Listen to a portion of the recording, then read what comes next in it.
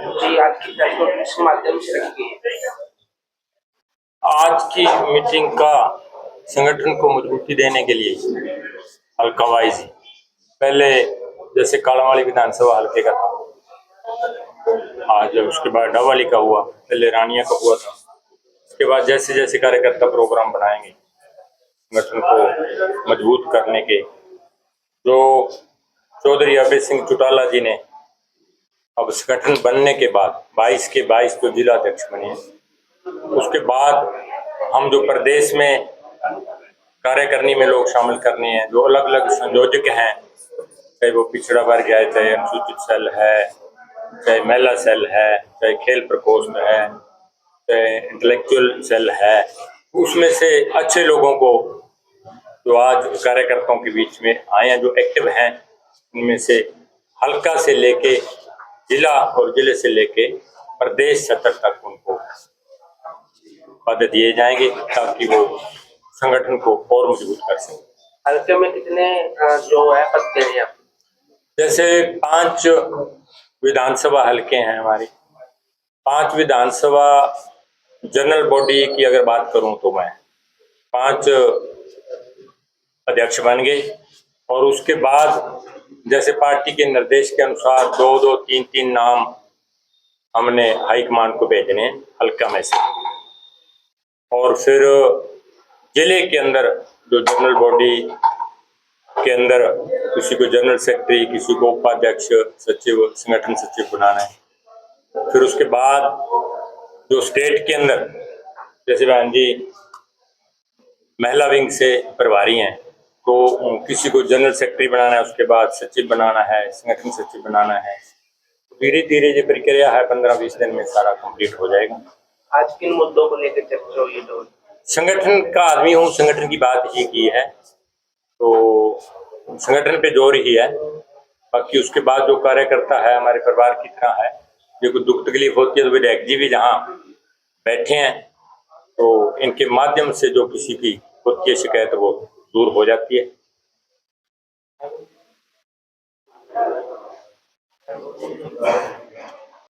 ये बताइए आज मीटिंग की आपने किन बातों को लेकर चर्चा हुई?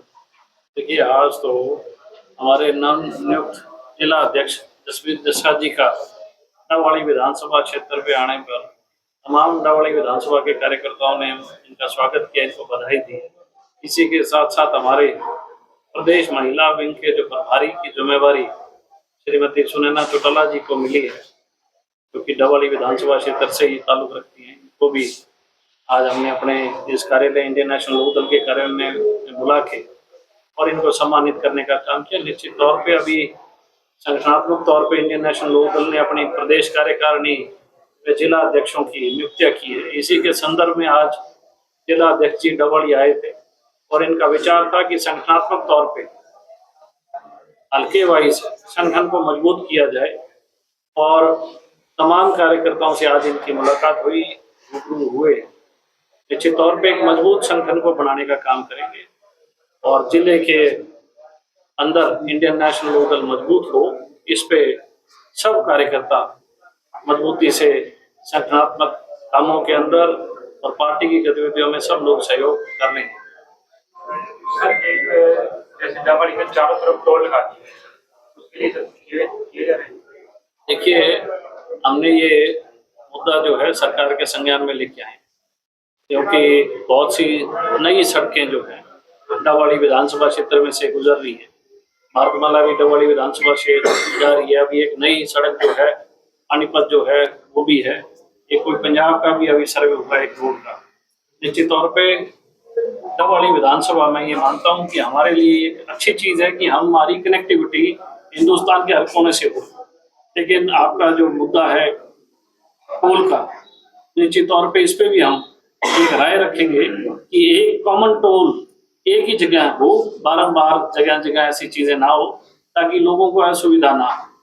तो इसके लिए भी जो केंद्र की नीति है 60 किलोमीटर में एक टोल होना चाहिए, उस नीति को केंद्र सरकार को हम भेजेंगे कि आप लोगों ने ये नीति बनाई है, तो निश्चित तौर पे 60 किलोमीटर में एक ही टोल होना चाहिए, चाहे वो टोल कॉमन पर्पज के लिए। शहर में विकास हो रहा है, जो एरिया प्रूव्ड करे गए हैं, लेकिन उनमें सीवर पाइप और पानी की पाइप को लेकर काफी हंगामा गली बाक्सों में हो रहा है। तो उसके लिए आपके क्या? देखिए, हमने आज नगर परिषद की हमारी मीटिंग थी और हमारे माननीय चेयरमैन साहब भी बैठे। ये मेरे विधायक बनने के बाद दूसरी मीटिंग है।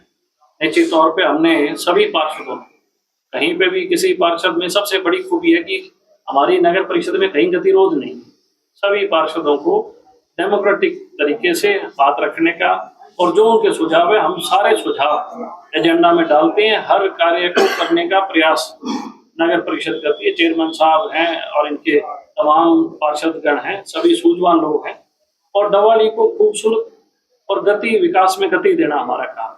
बहुत सी चीजें पे जहाँ जहाँ कहीं अनियमितताएं हुई हैं, हमने उनको कहा है कि वो लिखित तौर पे कोई भी चीज देंगे, निश्चित तौर पे उसकी जांच कराएंगे और जो दोषी होगा उसको हम बख्शेंगे। हमारा जो है ध्येय और हमारा मोटिव है कि डवाली सिटी जो है, जिसका आज तक किसी ने ख्याल नहीं किया, वो खूबसूरत होनी चाहिए, डेवलपमेंट में कहीं पीछे ना रहे। और आज भी काफी हमने एजेंडे पास किए। पिछली हमारी जो बैठक थी, जितने एजेंडे डले थे, 42 एजेंडे डले, हमने 42 के 42 एजेंडे को लागू करने का काम किया। ये तो बहुत सी बार एजेंडे डल जाते थे, उनमें आपत्तियां लग जाती थी, कोई फॉलोअप नहीं होता था। पहली बार डवाली के अंदर नगर परिषद में हर एजेंडे को हमने फॉलोअप लिया है, किसी भी एजेंडे को हमने आपत्ति पे ड्रॉप नहीं होने दिया। आज भी लगभग 30-35 एजेंडे लगे हैं। निश्चित तौर पे 30-35 एजेंडों पे हम काम करेंगे, और हमारा, मेरा खास तौर पे और चेयरमैन साहब का, ये हमारा व्यक्तिगत जिम्मेवारी है, मेरी विधायक होने के नाते और छाबड़ा जी की चेयरमैन होने के नाते, कि हम डवाली नगर वासियों को हर सुख सुविधा और हर फैसिलिटी उनको प्रोवाइड करें, और डेवलपमेंट जो है वो डवाली में सुचारू रूप से चलती रहे। पैसे की कमी नहीं है, पूर्व में लोगों की सोच में कमी थी, लेकिन इस दफा हमने हर चीज पार्षदों के साथ मिल बैठ के, और आपको समय के पे, जैसे समय आएगा आपको समय पे उन कामों के रिजल्ट मिलेंगे। सर, दिग्विजय सिंह चौटाला ने आपको भाजपा का एजेंट कहा था, इसके बारे में जरा। देखिए, मैं व्यक्तिगत टिप्पणियों पे ज्यादा कहना नहीं चाहूंगा, क्योंकि कई लोगों को व्यक्तिगत तौर पे राजनीति करने में, चिट्टाकसी करने में मजा आता है। मेरे चुनाव के दौरान भी मेरे पे बहुत व्यक्तिगत टिप्पणियां हुई। मुझे व्यक्तिगत टिप्पणियों का कहने का, मैं समझता हूँ, ठीक नहीं मानता। हाँ, मैं एक बात जरूर कहूंगा कि पूरी विधानसभा की कार्रवाई लाइव देखी जाती है, हर व्यक्ति लाइव कार्रवाई देखता है। मैंने डवाली के विधायक होने के नाते और इंडियन नेशनल लोकदल का सिपाही होने के नाते, जहां कहीं सरकार दिशाहीन हो रही थी, किसी वर्ग विशेष को लेके, गरीब को लेके, किसान को लेके, व्यापारी को लेके, शिक्षा को लेके, सिंचाई व्यवस्था को लेके, उद्योगीकरण को लेके, हर दफा हमने सरकार को सचेत किया, घेरा है, विपक्ष की भूमिका निभाई है, और कहीं पे भी हमने अपने दायित्व के साथ समझौता नहीं। इसी बात से प्रमाणित होता है कि मैं सत्ता के साथ जाने वाला व्यक्ति नहीं हूँ, लोभी नहीं हूँ। उन्होंने सत्ता का सुख भोगा है, इस तरीके का सुख भोगा है, जनता जानती है। हरियाणा का हर बच्चा जानता है कि 5 साल वो सत्ता के सहयोगी रहे तो हरियाणा का उन्होंने क्या किया। और मुझे तो अभी बने हुए 6 महीने हुए हैं, 2 हमारे सेशन हुए हैं, अभी विधानसभा का बजट आया है। हमने पूरे हरियाणा के परिप्रेक्ष्य में जो बातें सरकार के अधीन मुख्यमंत्री को जहाँ पे आगाह करना था, जहाँ सरकार भटक रही थी, हमने उनको पटड़े पे लाने का काम किया। और मैं ये मानता हूँ कि ये मुझे बताने की जरूरत नहीं, हर व्यक्ति को पता है। ठीक है, वो उनकी मानसिकता हो सकती है कि उन्हें हर चीज में राजनीति करनी है, छिट्टाकसी करनी है, तो वो टीआरपी की लड़ाई लड़ रहे हैं। मैं टीआरपी की लड़ाई नहीं लड़ रहा। जैसे टोल टैक्स बढ़ा दिए इन्होंने, अभी बिजली के दरें बढ़ा दी, उसके बारे में। देखिए, मैं एक ही चीज कहूंगा, सरकार ने बिजली की दरों बढ़ाई है। बिजली की आवश्यकता किसको है? हरियाणा के हर नागरिक, चाहे वो शहर में है चाहे वो ग्रामीण अंचल। सरकार भाजपा की हरियाणा विरोधी है, हरियाणा की जनता का विरोधी सरकार, इसमें कोई दो राय नहीं है। आप जब गहराई में जाओगे चीजों की, तो आपको पता लगेगा कि किस तरीके से लोगों को छल और कपट के साथ लूटने का काम है। आज हर जगह करप्शन है, थानों में करप्शन है, तहसील में करप्शन है, हर महकमे में करप्शन है। कोई महकमा ऐसा नहीं है जहाँ पे सरकार का नुमाइंदा या सरकार के आदेशों पे लोगों को लूटा जा रहा है, करप्शन हो रहा है। हर व्यक्ति इस सरकार से तंग है। जी मैम, लगा था आज आपको महिला की बड़ी जिम्मेदारी सौंपी गई है, जिम्मेदारी को कैसे निभाएंगे, किस तरह से अपनी रूपरेखा कैसे? सबसे पहले तो आप सबका बहुत बहुत धन्यवाद। और वहीं जहाँ जिम्मेवारी की बात है, तो पहले मैं महिला महासचिव थी, अब मुझे हरियाणा प्रदेश की प्रभारी अभय सिंह जी चौटाला ने पार्टी सुप्रीमो ने नियुक्त किया है। आज इसीलिए मैं मीटिंग में भी यहाँ इसीलिए आई कि महिला शक्ति को ज़्यादा से ज़्यादा हम आगे लेके आए, उनकी शक्ति को बढ़ाने का काम करें। महिला शक्ति का नाम तो सभी लेते हैं, लेकिन महिला शक्ति के लिए अगर मैं आपको सही मायने में बताऊं, महिला शक्ति के लिए अगर कोई काम करना चाहता है तो वो इंडियन नेशनल लोकदल है। इंडियन नेशनल लोकदल ने हमेशा महिलाओं को तवज्जो दिया है और आगे भी इस संगठन को और मजबूत करके बहुत सारी लड़ाइयां हैं महिलाओं की। सबसे बड़ी लड़ाई इस पूरे डबवाड़ी क्षेत्र में नशे की है।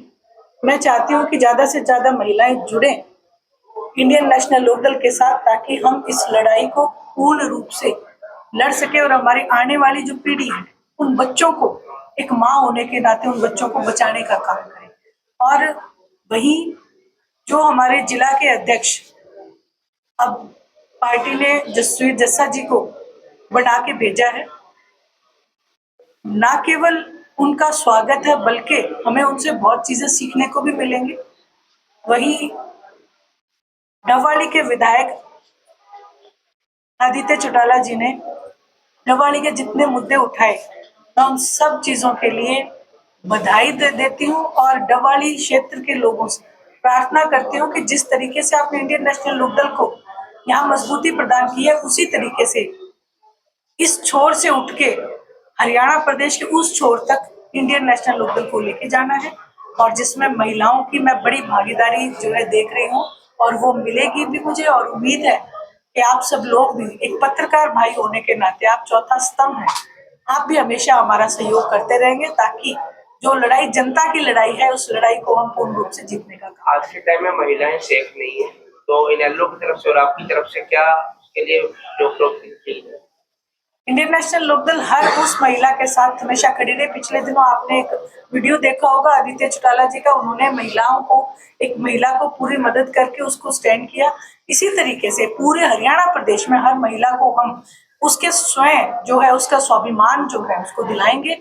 और उनकी लड़ाई जो है, जो बात ये नहीं है कि आज महिला अपनी लड़ाई लड़ नहीं सकती, लेकिन कहीं ना कहीं जो तंत्र है, जो सरकार बैठी है, पूर्ण रूप से जो जितना भी प्रशासन है वो बेलगाम है। आए दिन एक महिला से बलात्कार या एक महिला की हत्या का मामला आज सामने आ रहा है, जो बहुत चिंताजनक है। और हम इंडियन नेशनल लोकदल की जो महिला शक्ति है, वो हम सब लोग मिलके इसके खिलाफ आवाज उठाएंगे, महंगाई के खिलाफ आवाज उठाएंगे। आज हमारे चूल्हों में से दाल छोड़ चटनी भी गायब हो गई, तो हम इस लड़ाई को पूरा लड़ेंगे और जीतेंगे। आपने अभी बलात्कार की बात करी, तो बेटी बचाओ बेटी पढ़ाओ का नारा तो दिया जाता है, लेकिन स्कूल कॉलेजों के अंदर बेटियां सेफ नहीं है। तो स्कूल की कुछ टीचरों के ऊपर भी इल्जाम लगे हैं डबवाड़ी। बिल्कुल निश्चित रूप से ये बात मैंने इसीलिए बोली है क्योंकि आज जो है महिला शक्ति को बिल्कुल पिछड़ा हुआ कर दिया गया है। बेटी बचाओ बेटी पढ़ाओ के नाम पे, नारे के नाम पे सिर्फ चुनाव लड़े जाते हैं, लेकिन इम्प्लीमेंट नहीं किए जाते हैं। देश का गौरव बढ़ाने वाली बेटियां जंतर मंतर पे बैठी रहती हैं, लेकिन उनको न्याय नहीं मिलता है। आज हमारे ग्रामीण अंचल में जो बेटियां हैं, उनके साथ आए दिन ऐसी अभद्र घटनाएं जो होती है, वो भी चिंताजनक है। सरकार को संज्ञान लेना चाहिए, और अगर सरकार संज्ञान नहीं लेगी तो जनता इस बारे में संज्ञान लेगी और इंडियन नेशनल लोकदल के साथ। मैम, जैसे नशे पे डबल का जिला बनाया गया है और गांवों को नशा मुक्त किया जाए, उसके बारे में आपका क्या है? ये केवल जिला बनाने से काम नहीं होगा जब तक नशे के ऊपर रोक नहीं लगेगी। नशा बेचने वालों को पकड़ो, जो बड़े मगरमच्छ बैठे हैं, जिनसे आप हमेशा सरकार जो है ये सोचती है कि यहाँ से बेनिफिट हो। आपने देखा होगा कोरोना की महामारी में पूर्ण रूप से हर कारोबार ठप था, दुकानें बंद थी, लेकिन शराब की दुकानें खुली थी। जब तक मानसिकता चेंज नहीं होगी, जब तक गवर्नमेंट इस बारे में संज्ञान नहीं लेगी, तब तक ऐसा नहीं हो सकता। साथ साथ जनता को भी, जो आम जनता है, आम वोटर है, उसको भी इस चीज पे संज्ञान लेना पड़ेगा। अपने गांव में, ग्रामीण अंचल में जो नशा बेचने वाले जो है लोग, उनको पकड़वाना पड़ेगा। और अगर सरकार नहीं पकड़ती है तो फिर आप हमारे विधायक आदित्य जी को बताएं, ताकि उनके ऊपर सख्त से सख्त कार्रवाई हो सके। जैसे नशा मुक्ति के बोर्ड लग रहे हैं, गांव को नशा मुक्त नहीं हुआ, इसके बारे में क्या कहना है? भारतीय जनता पार्टी केवल बोर्ड और कागजों में ही अपने कार्यक्रम चलाती है और उनको इम्प्लीमेंट करके और अपनी पीठ स्वयं थपथपा लेती है। आपने देखा होगा विधानसभा सत्र के दौरान, और जब बिल आ रहा था उस समय कहीं पे भी बिजली की जो है बढ़ोतरी के लिए कहीं पे कोई एक शब्द नहीं बोला गया था मुख्यमंत्री के द्वारा, लेकिन आज बिजली जो है बढ़ा दी गई है। तो इसमें आप क्या कहेंगे कि जो लोग, जिनकी कथनी और करनी में फर्क है, आज ऐसी सरकार हमारे सिर पे बैठी है। ये हमें सोचना है, ना कि उन लोगों को। ये जनता को सोचना है, वोटर को सोचना है कि आपको किस दिशा में वोट करें।